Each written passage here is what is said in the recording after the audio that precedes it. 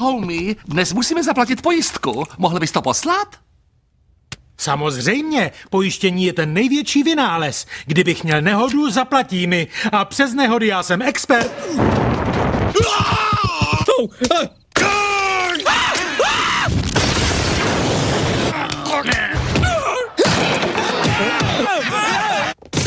Zlehka?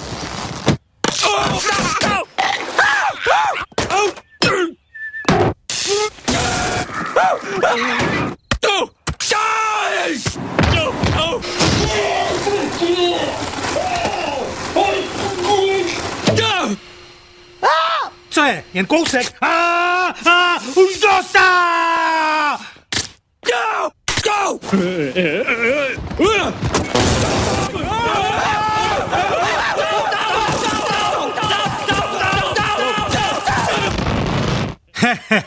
To byl ale týden.